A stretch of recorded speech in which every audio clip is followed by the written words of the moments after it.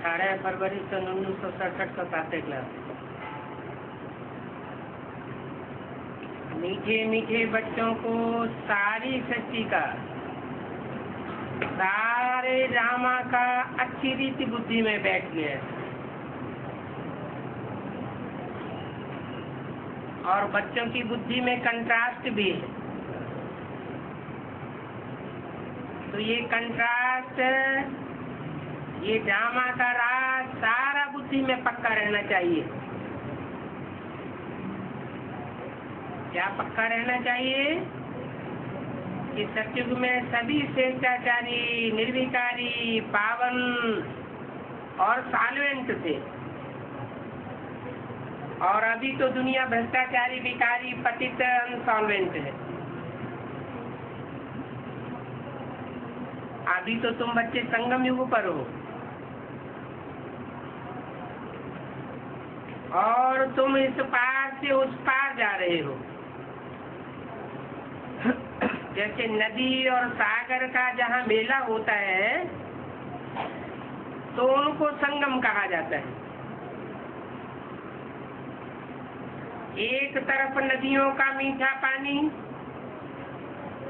और दूसरी तरफ समंदर का खारा पानी। अभी ये भी संगम है। तुम जानते हो, बरोबर सत्युग में लक्ष्मी नारायण का राज्य था,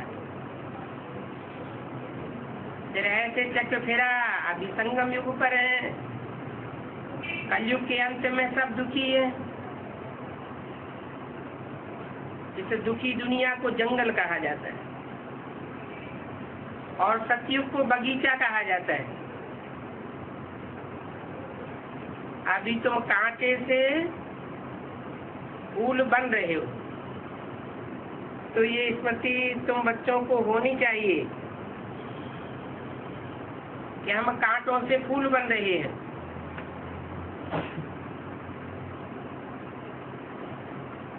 हम बेहद के बाप से बेहद का वर्षा ले रहे हैं। ये बात भी बुद्धि में याद रखनी है। बहुतों की बुद्धि में ये बातें बैठती नहीं है। 84 जन्मों की कहानी तो बिल्कुल कॉमन है। तुम समझते हो 84 जन्म पूरे हुए। तुम्हारी बुद्धि में आता है, क्योंकि तुम्हारी बुद्धि में तरावट है। ज्ञान से बुद्धि तर हो चुकी है। अभी हम सत्य की बगीचे में जाते हैं। हमारा जन्म अभी इस मृत्यु लोक में नहीं होगा। हमारा जन्म होगा अमरलोक में। शिव बाबा को अमरनाथ भी कहते हैं।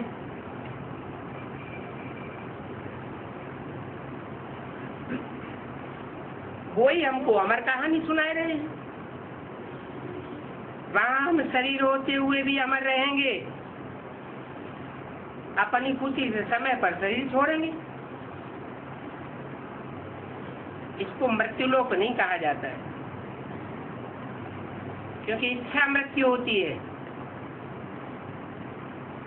तुम किसी को भी समझावेंगे तो समझेंगे, इनमें तो पूरा ज्ञान है। सत्य की आदि और अंत तो है। छोटा बच्चा भी युवा वृद्ध होता है तो उसकी अंत आ जाती है, फिर बच्चा बनता है। तो ये सृष्टि भी नई बन करके फिर क्वार्टर पुरानी, फिर आधा पुरानी, फिर पूरी पुरानी हो जाती है।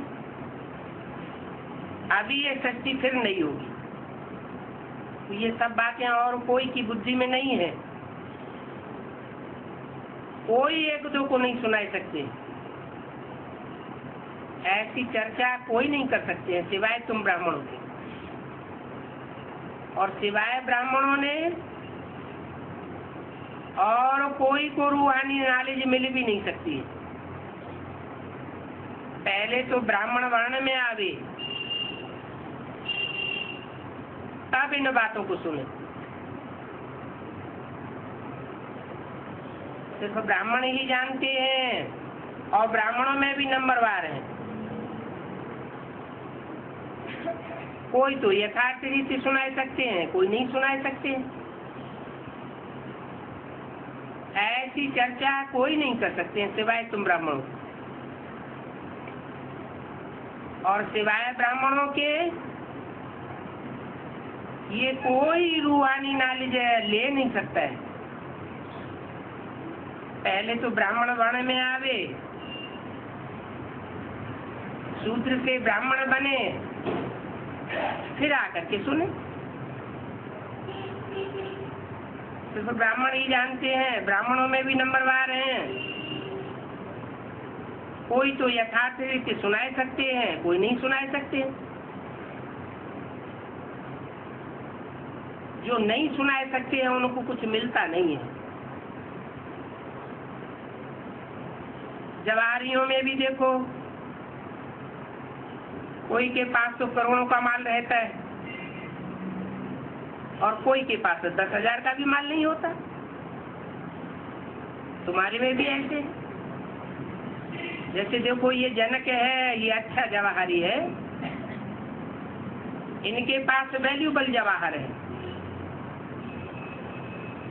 किसी को भी साहूकार बना सकती है। कोई छोटे जवाहरी है, ज्यादा नहीं दे सकते हैं, तो उनका पद भी कम हो जाता है। अभी तो तुम सभी जवाहरी और ये अविनाशी ज्ञान रत्नों के जवाहर हैं। जिनके पास अच्छे रत्न होंगे वो साहूकार बनेंगे और औरों को भी बना देंगे। ऐसे तो नहीं सभी अच्छे जवाहरी हो जाते हैं। अच्छे जो जवाहरी होते हैं उनको बाबा बड़े बड़े सेंटर्स पर भेज देते। गरीबों को हल्की वैल्यू के दिए जाते हैं। बड़ी बड़ी दुकानों पर बड़े एक्सपर्ट रहते हैं।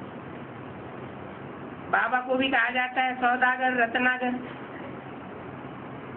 क्योंकि रत्नों का सौदा करते हैं।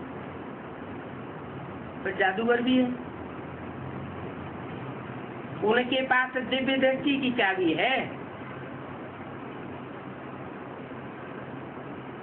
कोई नौदा भक्ति करते हैं तो उनको साक्षात्कार हो जाता है। यहाँ तो वो नौदा भक्ति की बात नहीं है,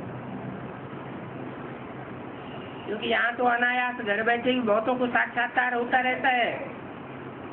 आगे चल करके तो और दिन प्रतिदिन सहज होता जाएगा।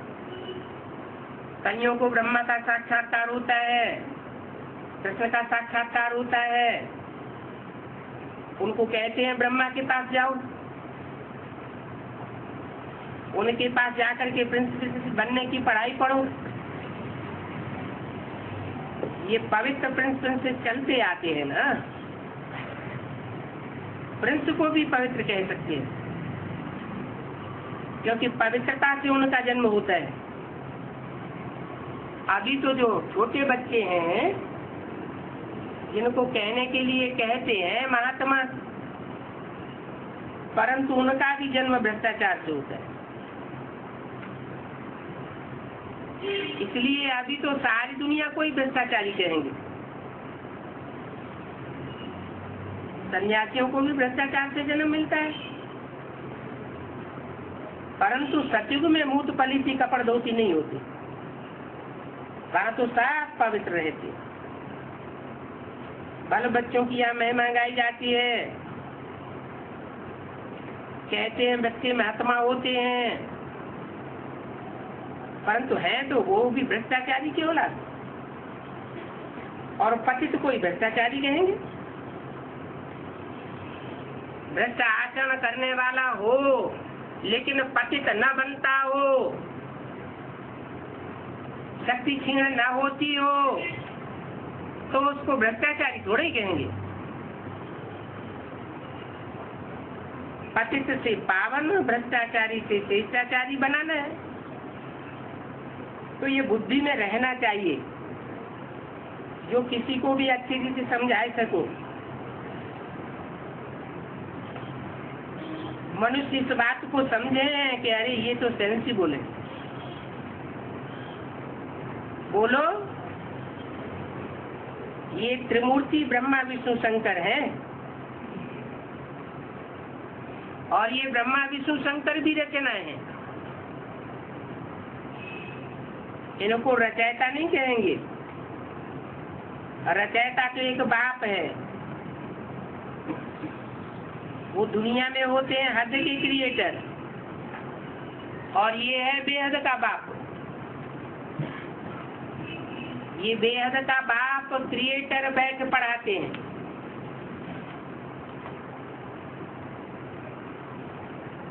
18 फरवरी संसद शक्ति वाणी का दूसरा, तो इनको भी मेहनत करनी होती है, क्योंकि गुलगुल बनाते हैं, कहीं कुल का नाम बदनाम न हो जाए। तुम हो ईश्वरी कुल की, तुमको बाप पवित्र बनाते हैं। फिर बच्चे अगर अपवित्र बनते हैं तो कुल कलंकित कहे जाते हैं। बाप तो जानते हैं कि धर्मराज द्वारा कड़ी सजाएं दिलावेंगे। बाप के साथ धर्मराज भी है। बाप कौन हुआ, धर्मराज कौन हुआ?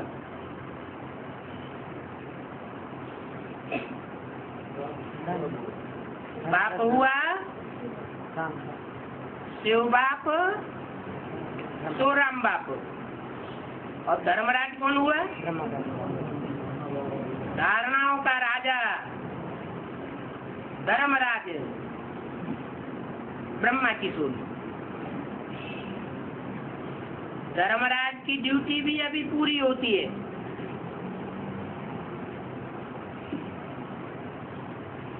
सतयुग में तो ये धर्मराज भी नहीं होगा। फिर शुरू होता है द्वापर से।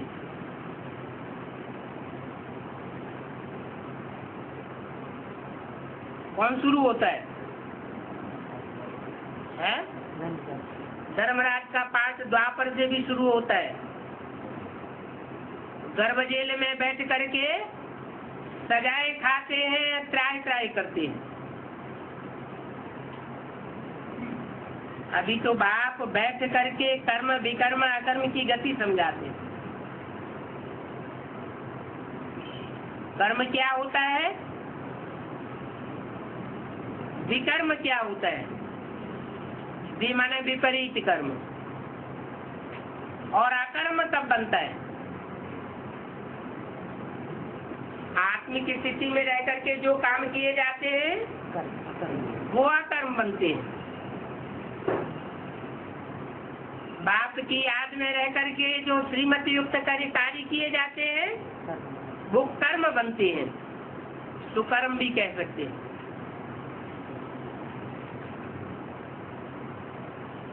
और जो श्रीमती के विपरीत कर्म किए जाते हैं वो है विपरीत कर्म, पाप कर्म। कहते हैं ना, इसने आगे जन्म में ऐसा काम किया है जिसकी इस जन्म में ये भोगना भोग रहा है। सतयुग में तो ऐसे नहीं कहेंगे। बुरे कर्मों का तो वहां नाम निशान नहीं होता। यहाँ तो अच्छे और बुरे दोनों कर्म होते हैं। यहाँ सुख भी है तो दुख भी है, परंतु सुख बहुत थोड़ा है और इस दुनिया में दुख बहुत ज्यादा है। वहां फिर दुख का नाम निशान नहीं होगा। सतयुग में दुख कहाँ से आया? तुम नई दुनिया का बाप से वर्षा लेते हो, और बाप को तो कहा जाता है दुख हरता सुख करता। ये दुख कब से शुरू होता है? जब से द्वैतवादी युग शुरू होता है, दो दो मतों का राज्य शुरू होता है। तो अभी तुम ये बात जान गए हो क्या कि अगर हम दो मतों पर चलेंगे तो द्वैत राज्य में आवेंगे, और एक की मत पर चलेंगे तो अद्वैत राज्य में आवेंगे। शास्त्रों में तो कल्प की आयु ही लंबी चौड़ी लगाएगी। अभी तुम जानते हो हमारे आधा कल्प के लिए दुख हट जाएंगे।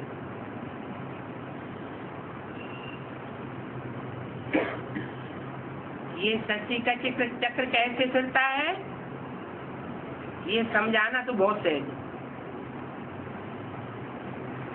और ये सब बातें तुम्हारी सिवाय और कोई की बुद्धि में हो नहीं सकती है। लाखों वर्ष कह देने से सब बातें बुद्धि से निकल जाती है। अभी तुम समझते हो ये सारा चक्कर 5000 वर्ष का है। ये कल की बात है जबकि सूर्यवंशी चंद्रवंशियों का राज्य था। कहते भी हैं ब्राह्मणों का दिन, ऐसे नहीं कहेंगे कि शिव बाबा का दिन। क्यों? शिव बाबा का दिन क्यों नहीं कहेंगे? ये तो शिव बाबा तो दिन में आता ही नहीं है। अभी संगम युग है, न दिन कहेंगे न रात कहेंगे। जानते हो हम ब्राह्मण फिर देवता बनेंगे, सतयुग में जाए ऐसे बनेंगे, त्रेता में फिर क्षत्रिय बनेंगे। ये तो बुद्धि में पक्का याद कर लो क्या कि जो भी देवता बनेंगे वो नीचे गिर करके फिर क्षत्रिय जरूर बनेंगे। इन बातों को और कोई नहीं जानते हैं। वो तो कहेंगे शास्त्रों में इतनी बड़ी आयु लगी हुई है, तुमने ये 5000 वर्ष का हिसाब फिर कहाँ से लगाई लिया? अरे ये तो अनाज बना बनाया ड्रामा है, ये कोई जानता नहीं है। तुम बच्चों की बुद्धि में है ये आधा कल्प है सतयुग त्रेता, फिर आधा कल्प है भक्ति मार्ग है द्वापर कलयुग। भक्ति मार्ग में अनेक मतें होती है, अनेक धर्म पिताएं आते हैं, और ज्ञान मार्ग का तो एक ही बाप है जो एक ही सनातन सद्धर्म की स्थापना करके जाते हैं।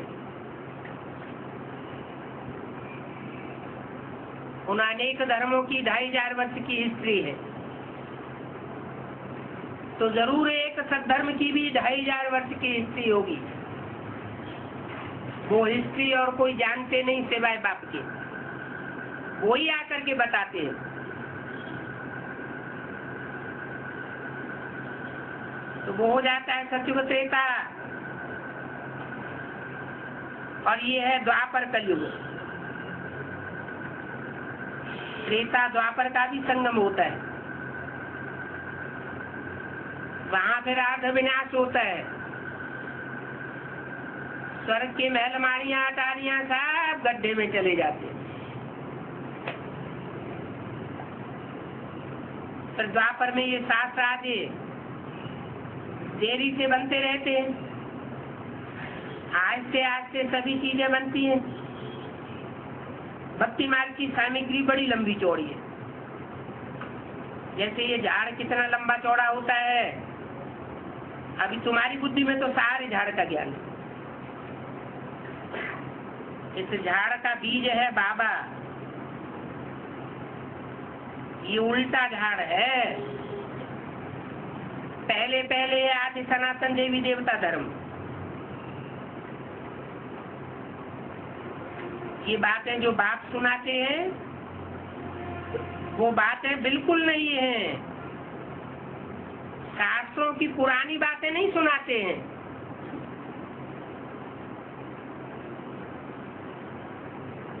बाप टीचर बन करके भी जो सुनाते हैं वो बेसिक नॉलेज की पुरानी पुरानी बातें ही नहीं सुनाते हैं, नई नई बातें बताते हैं। इस नए ज्ञान से नई दुनिया की स्थापना होती है।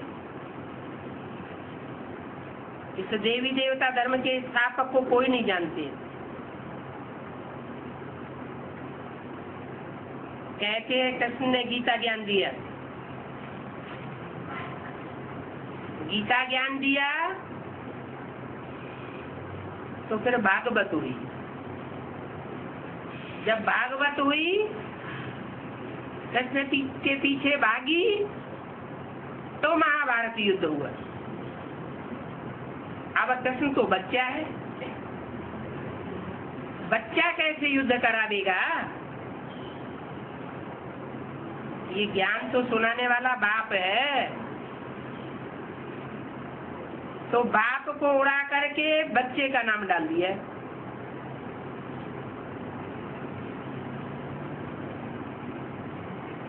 कृष्ण के ही चरित्र आदि बैठ बनाए हैं। भक्ति मार्ग में भी कृष्ण के चरित्र बैठ बनाए और बेसिक नॉलेज में भी कृष्ण उर्फ ब्रह्मा के चित्र बैठ बनाए। बाप कहते हैं ये लीला कोई कृष्ण की नहीं है। गाते भी है, हे प्रभु तेरी लीला परम अपार है। अब लीला तो एक की होती है। शिव बाबा की महिमा बड़ी बड़ी न्यारी है, वो तो सदैव पावन रहने वाला है।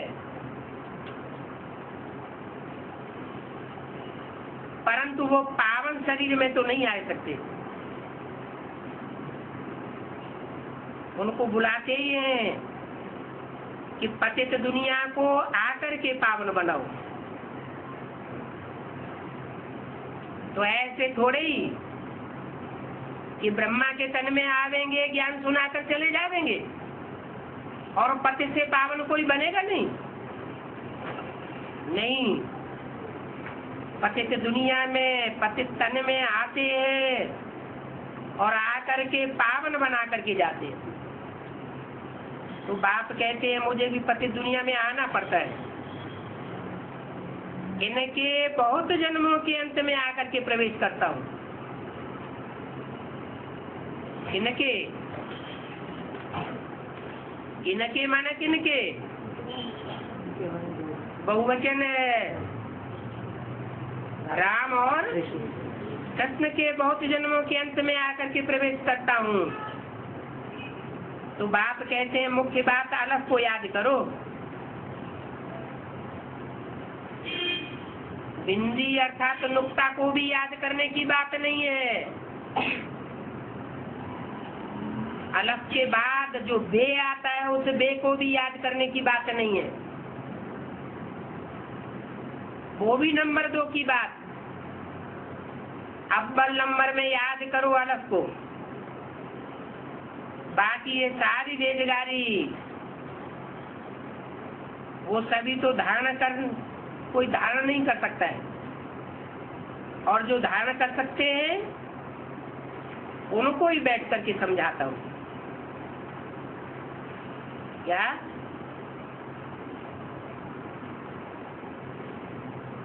500 करोड़ इन बातों को धारण नहीं करेंगे। सतयुग में जो जन्म लेने वाले बच्चे के रूप में होंगे वो भी इन बातों को पूरा धारण नहीं करेंगे। नई दुनिया कैसे बनती है उनकी बुद्धि में ये बात नहीं आवेगी। तो उनको ही समझाता हूँ जो ये पूरी बातें धारण कर सकते हैं। बाकी तो कह देता हूँ मनमना बल। नंबरवार बुद्धि होती है। कोई बादल होते हैं तो खूब बरसते हैं और कोई तो थोड़ा बरस करके चले जाते। तो थोड़ा बरस करके चले जाने वाले कौन हुए?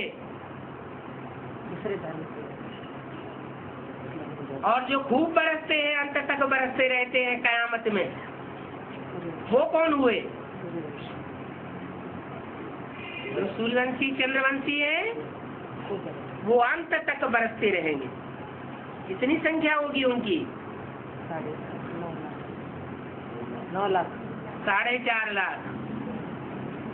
कयामत के अंत तक बरसते रहेंगे। कोई थोड़ा बरस करके चले जाते हैं, तो जो थोड़ा बरस करके जाने वाले हैं वो कौन होंगे? इस्लामी बोर्ड जो अभी भी बेसिक नॉलेज तक पहुंच पाए हैं। उसके आगे की नॉलेज उनकी बुद्धि में बैठती ही नहीं। तुम भी तो बादल हो, तुम्हारे में भी कोई तो बिल्कुल बरसते ही नहीं है। ज्ञान को खींचने की ताकत ही नहीं है। जैसे बादल होते हैं, सागर से पानी खींचते हैं, फिर बरसते हैं। मम्मा बाबा तो अच्छे अच्छे बादल है ना, तो बच्चों को संग उनका करना चाहिए जो अच्छा बरसते। जो बरसते ही नहीं है, उनके साथ संघर्ष रखने से क्या होगा? जो सर्विस नहीं करते होंगे तो जरूर डिसर्विस करते होंगे। ऐसे के संग दोष बहुत गिर जाते हैं। कोई तो किसी के संग के रंग से हीरे जैसा बन जाते हैं, और कोई फिर किसी के संग के रंग से नीचे गिर जाते हैं। तो पीठ पकड़नी चाहिए अच्छे की। परंतु जो चरिया खरिया है तो पीठ भी चरिए खरिए के ही पकड़ेंगे। ज्ञानवान जो होगा वो आप समान भी बना देगा। सत्य बाप से जो ज्ञानवान जो योगी बनते हैं उनका ही संग करना चाहिए। सत्य बाप है एक, बाकी झूठे अनेक निकल पड़ते हैं। ऐसे नहीं कि हम फलाने का पूंछ पकड़ करके पार चले जाएंगे।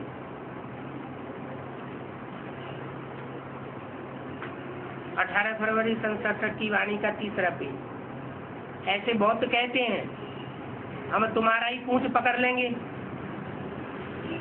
परंतु यहाँ तो वो बात ही नहीं है। स्टूडेंट किसी का पूंछ पकड़ने से पास हो जाएंगे क्या? यहाँ तो पढ़ाई पढ़नी पड़े। बाप भी आकर के नॉलेज देते हैं। इस समय वो जानते हैं कि हमको ही ज्ञान देना है। भक्ति मार्ग में उनकी बुद्धि में ये बातें रहती नहीं है कि हमको जाकर के ज्ञान देना है। ये सब ड्रामा में नूद है। बाबा कुछ करते नहीं है। भक्ति मार्ग में भी कहते हैं अकर्ता। ड्रामा में जिनका दिव्य दृष्टि मिलने का पाठ है तो उनको साक्षात्कार हो जाता है। ये द्वापर कलयुग में भी साक्षात्कार होते रहते हैं। ऐसे नहीं भगवान बाप ऊपर बैठ करके साक्षात्कार कराते हैं। ये नूद तो संगम युग में होती रहती है। तो ये ड्रामा में नूद है। अगर कोई देवी का साक्षात्कार करना चाहते हैं तो वो साक्षात्कार देवी तो नहीं करावेगी। इस दुनिया में देवी देवताएं कहाँ से आवेंगे? कहते हैं हे भगवान हमको साक्षात्कार कराओ। बाप कहते हैं ड्रामा में नूद होगी तो साक्षात्कार हो जाएगा। मैं भी तो ड्रामा में बांधा हुआ हूँ। मैं ड्रामा के बरखिलाफ कोई कदम नहीं उठा सकता। बाबा ने कल रात्रि में प्रश्न दिया था। बाबा कहते हैं मैं शरीर में आया हुआ हूँ और इनके मुख से बोल रहा हूँ, इनकी आंखों से तुमको देख रहा हूँ। अगर ये शरीर न होता तो कैसे देख सकता? मैं सिर्फ इस समय ही शरीर में आकर के देखता हूँ।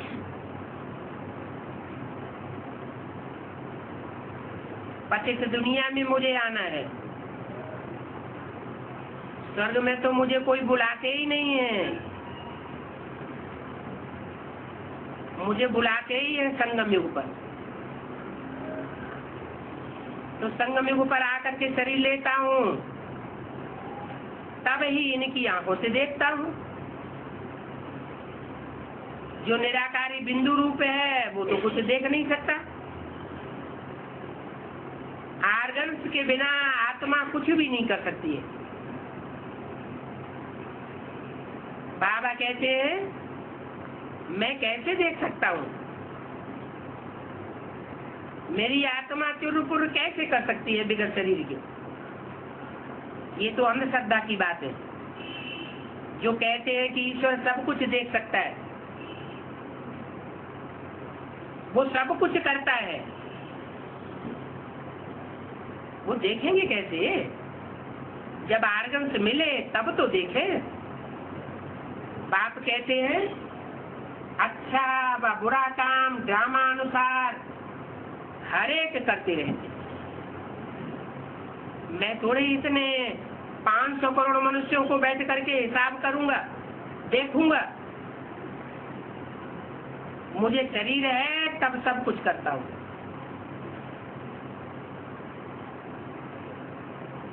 मुझे करण करावनहार भी तभी कहते हैं तब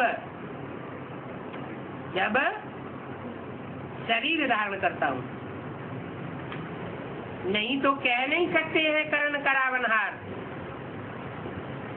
ब्रह्मा के द्वारा करणहार बनता हूँ और फिर शंकर के रूप से करावनहार बनता हूँ। करूं या न करूं, लेकिन बच्चों से जरूर कराता हूँ। नहीं तो करण करावनहार नहीं कह सकते। मैं जब इसमें आऊं तब आकर के पावन बनाऊं। ऊपर में आत्मा क्या करेगी? शरीर से ही तो पाठ बजावेंगे ना। तो मैं भी यहाँ आकर के पाठ बजाता हूँ। सत्युग में मेरा पाठ है ही नहीं, और पाठ के बिना कुछ कर ही नहीं सकते। शरीर के बिना आत्मा कुछ कर न सके। आत्मा को बुलाया जाता है, वो आत्माएं भी आनंद के बिना कुछ कर नहीं सकती। तो ये डिटेल की बातें हैं। मुख्य बात कही जाती है बाप और वर्षे को याद करो। बेहद का बाप इतना बड़ा है, उनसे वर्षा कब मिलता है कोई नहीं जानते। कहते आकर के दुख हरो सुख दो, परंतु कब आवे ये किसी को पता नहीं। शास्त्रों में तो कितना उल्टा सिल्टा लिख दिया है। कहते हैं संभवामि युगे युगे, हर युग में आता हूँ। अब हर युग में आता हूँ तो 4 अवतार के 24 अवतार लगाए दिए। कहाँ 84 जन्म और फिर कहाँ 84 लाख जन्म। कितना फर्क कर दिया है। बाप कहते हैं कल्प की आयु 5000 वर्ष है, और वो फिर कह देते हैं लाखों वर्ष है। तो बहुत रोला हो गया है। कोई की बुद्धि में ये बातें नहीं है। जो तुम सुनते हो ये नई बातें हैं। अभी तुम जानते हो हम अमर बन रहे हैं, अमर लोक में जा रहे हैं। तो अमर लोक में कितनी बार गए हैं? अनेक बार गए। ये अमर लोक में जाने और मृत्यु लोक में आने की कभी इंद नहीं होगी। बहुत कहते हैं क्या मोक्ष नहीं मिल सकता, सदा काल की मुक्ति नहीं मिल सकती? बोलो, ये नहीं हो सकता। जब भगवान के लिए ही कहते हैं कल्प कल्प लगी प्रभु अवतारा, हर कल्प में भगवान को आना पड़ता है, तो आत्माओं की सदा काल मुक्ति कैसे हो जाएगी?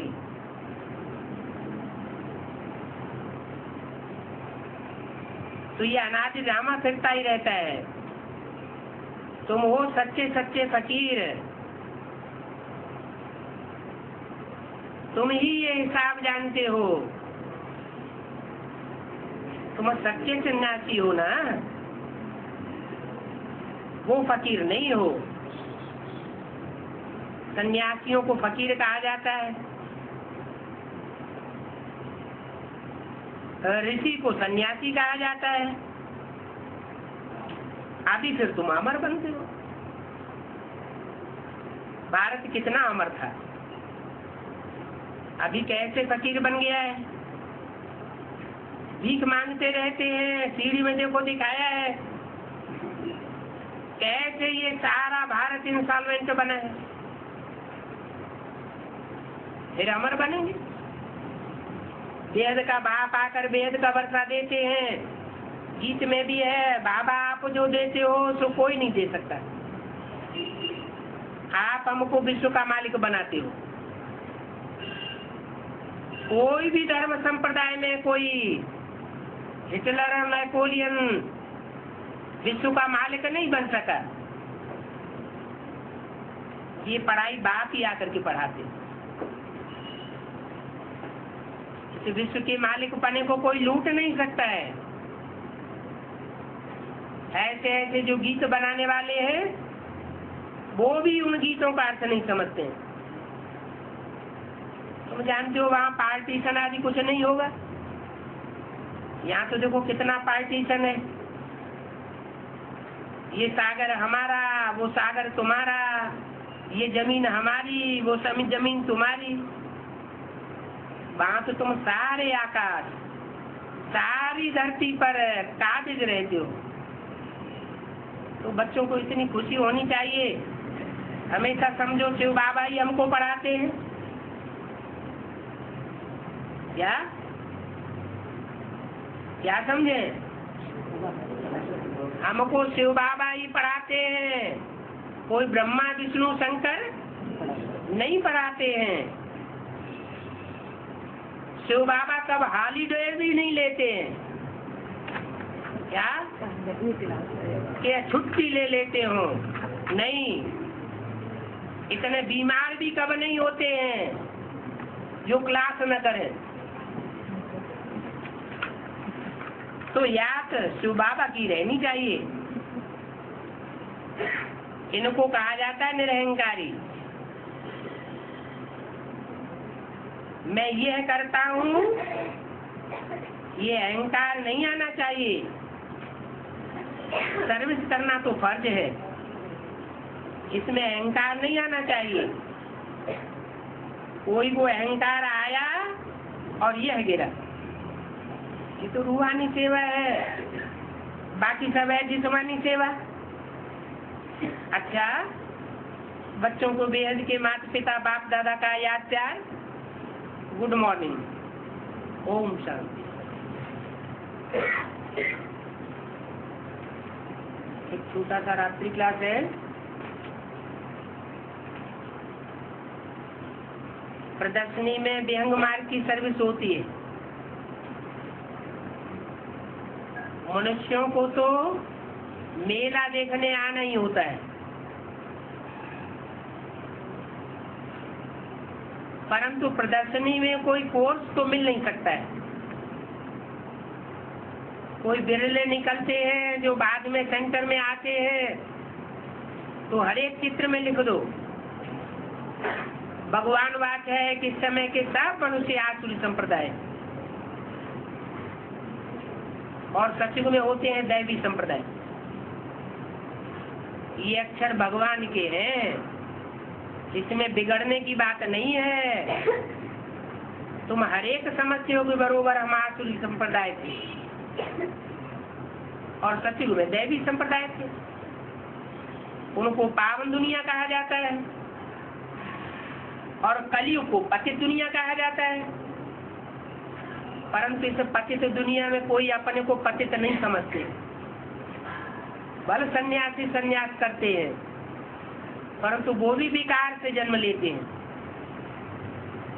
तो निर्विकारी तो हो न सके। जिनका जन्म ही विकार से होता है वो कैसे निर्विकारी होंगे?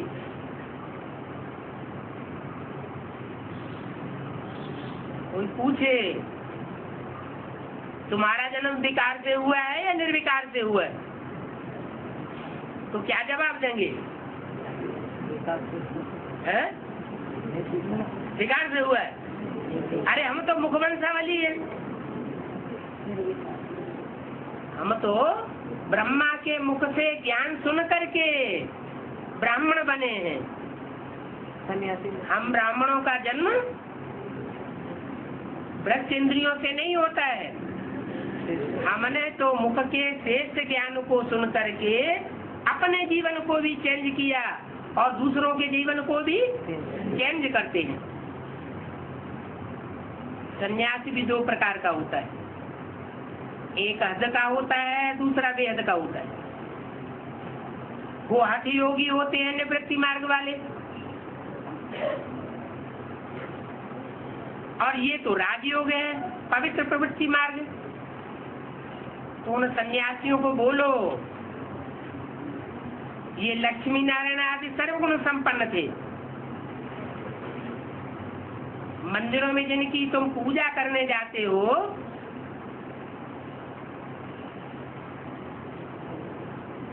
वो सर्वगुण संपन्न थे, अभी तुम ऐसे बने हो। तुम तो विकार से पैदा हुए हो। सतयुग में अगर विकार होता तो सतयुग को वाइसलेस वर्ल्ड क्यों कहा जाता है? शास्त्रों में तो लिखा हुआ है सतयुग में लक्ष्मी नारायण का राज्य था। इस कलयुगी दुनिया को नरक पतित दुनिया क्यों कहते हैं? यहाँ क्यों बुलाते हैं कि पतित पावन आओ? जरूर पहले पावन दुनिया थी, साधु संत महात्मा सब इस समय पतित आसुरी संप्रदाय। उनके चरण धो करके चरणामृत लेते हैं,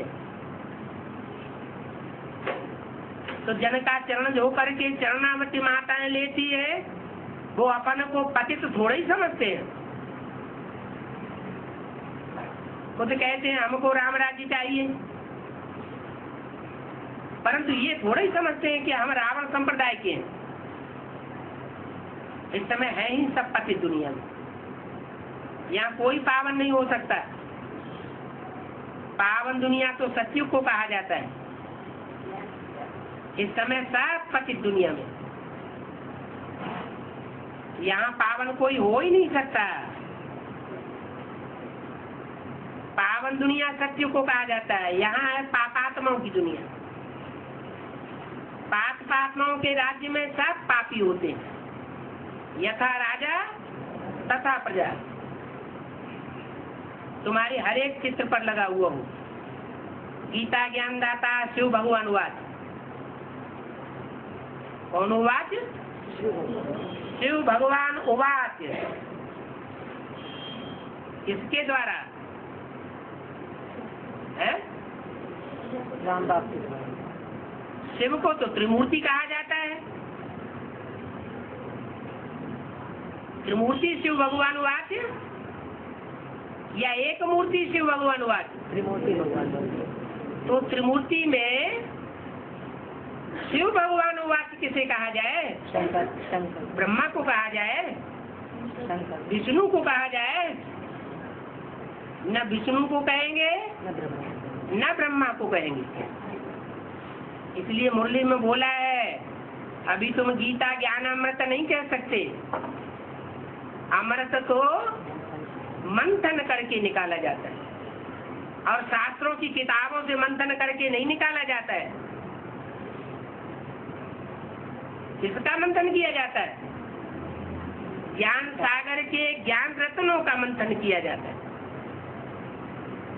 जो ज्ञान रतन वेदवाणी कही जाती है, ब्रह्मा के मुख से वेद निकले, उस वेदवाणी का मंथन करके अमृत निकलता है, उसे कहते हैं गीता ज्ञान अमृत।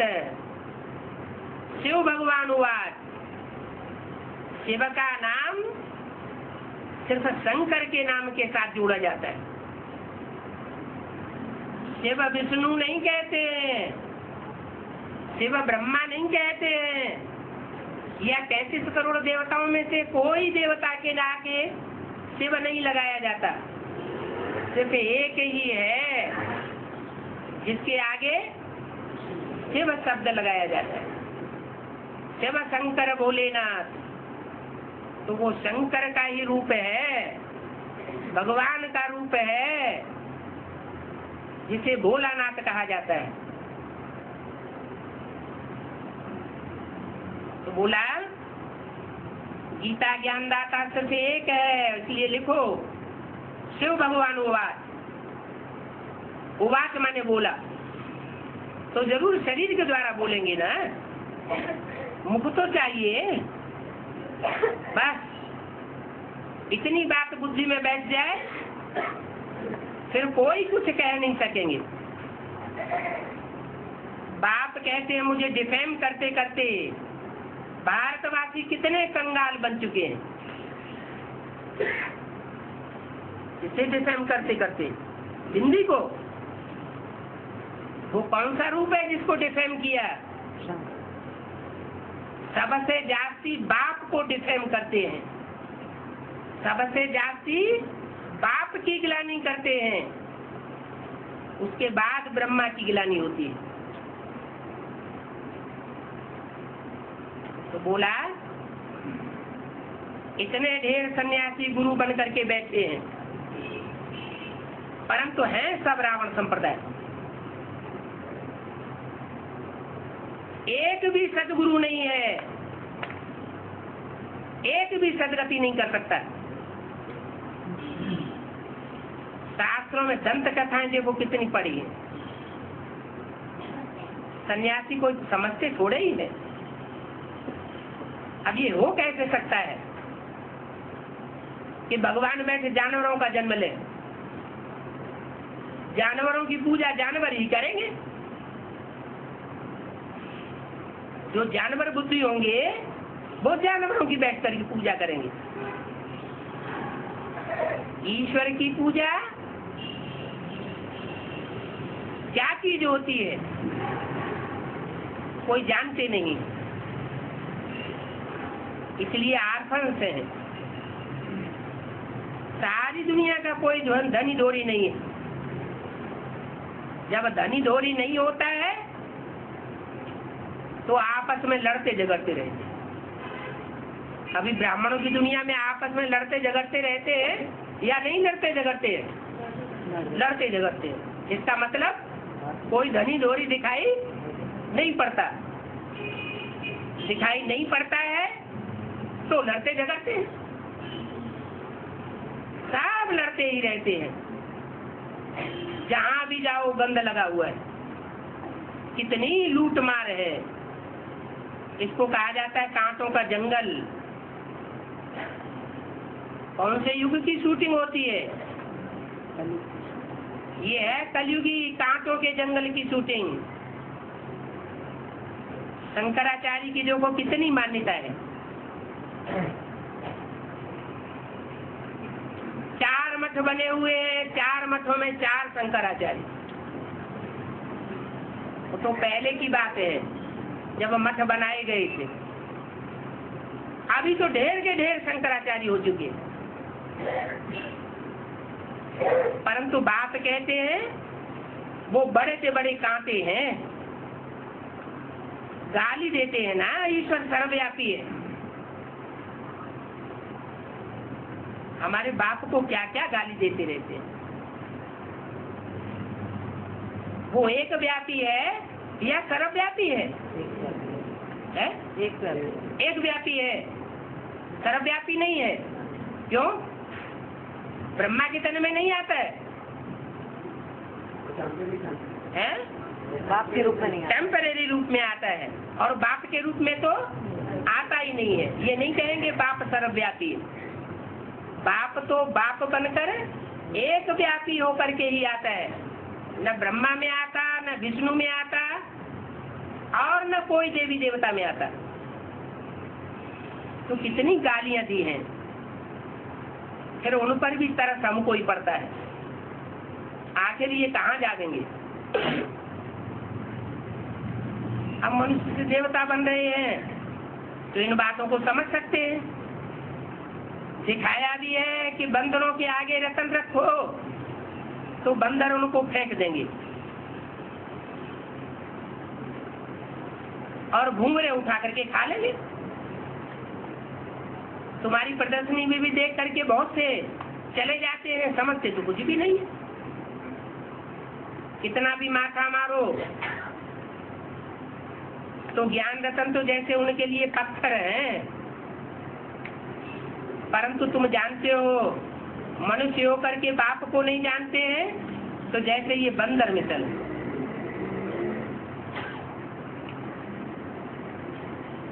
ये लक्ष्मी नारायण कोई बाप को नहीं जानते हैं। कौन लक्ष्मी नारायण?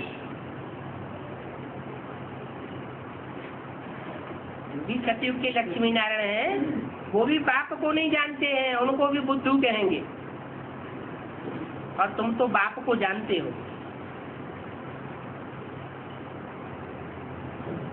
वहाँ ऐसे भी नहीं कहेंगे सर्वव्यापी है।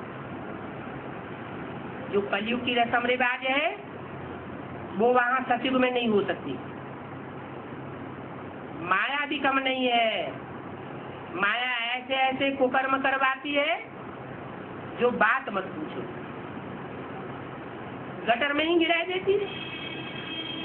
इसलिए बहुत खबरदारी चाहिए।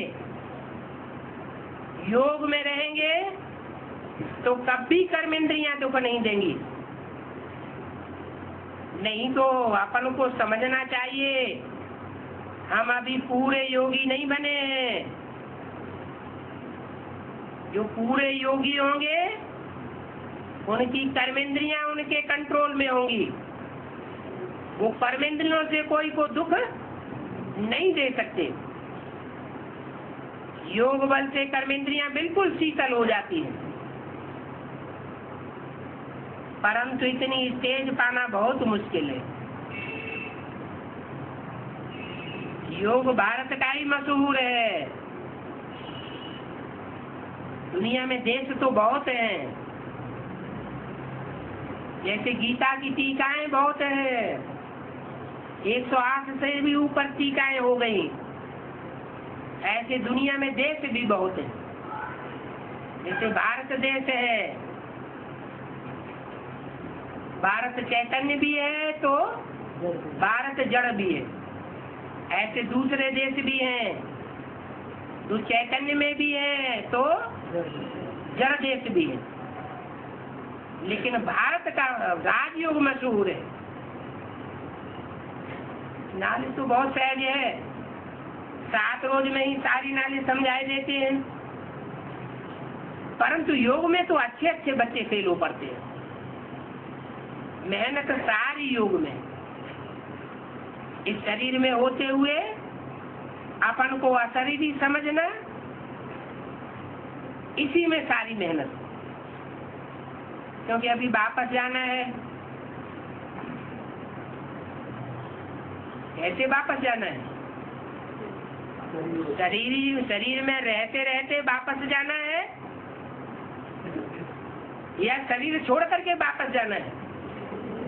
में रहते शरीर में रहते रहते मन बुद्धि से आत्मा वापस परम धाम चली जावे।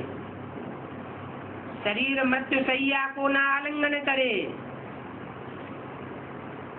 शरीर फिर भी जीवित रहे, मृत्यु नहीं कही जाएगी। तो अपन को अशरीर समझो, क्योंकि अभी वापस जाना है। बाप को याद करो तो भी कर्म विनाश होगी।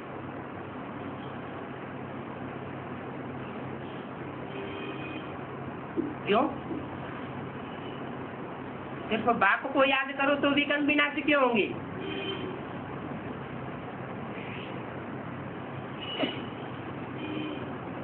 क्योंकि 100% तो एक बाप ही है। जो टीचर होता है वो स्टूडेंटों को कभी 100% मार्क्स नहीं देता। एक बाप ही 100% है, तो उसे याद करेंगे तो कोई कमजोरी नहीं रहेगी। याद भूलने से माया का बाहर हो जाता है। याद करते रहेंगे तो माया नहीं आएगी। कर्मेंद्रियों को वश में करना है। याद में नहीं रहते हैं तो कर्मेंद्रियों से विकर्म होते रहेंगे। बाबा वातावरण से ही समझते हैं, क्योंकि इनका वातावरण ही ऐसा बन जाता है। ये क्या याद करते होंगे? पढ़ाई में जो होशियार होते हैं वो कभी घाटा नहीं पाएंगे।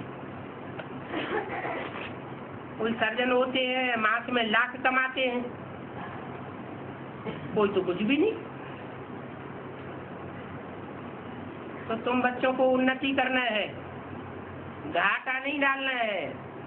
अच्छा, ओम शांति।